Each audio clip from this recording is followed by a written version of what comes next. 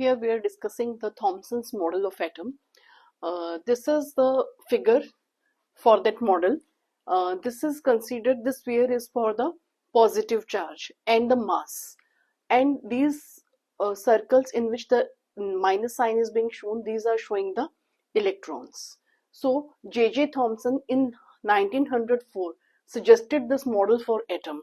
It is known as Thomson's Atomic Model.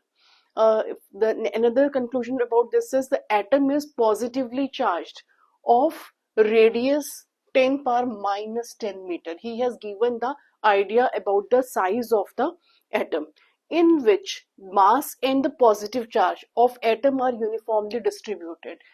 This all except these circles in which minus sign is being shown, these are consisting of mass and the positively charged sphere.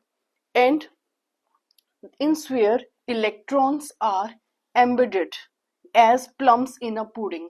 As we see pudding and in which plums or dry fruits are being served, so it is just like that. Or it can be taken as if we are taking a watermelon, inside the seeds are there. So these electrons are like seeds in a watermelon. This is the reason another name for this Thomson's atomic model is Plum Pudding Model. On the next thing is that the number of electrons is such that the negative charge is equal to the positive charge on atom. Overall, it is neutral. To some extent, the Thomson's atomic model was successful.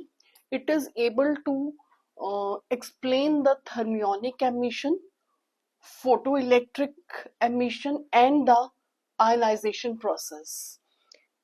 So these are the points on which the Thomson's atomic model was successful. There are failures of Thomson's atomic model. Many times the question used to come on this: what are the failures of Thomson's atomic model? Particularly the question is asked like this. So the emission of spectra from atoms, from hydrogen atom in the beginning, that it was not able to explain. And second thing, this model failed to explain the large angle scattering of alpha particles that was later demonstrated by his own student Rutherford. So, but this model is not able to explain it. So these are the 2 points of failures.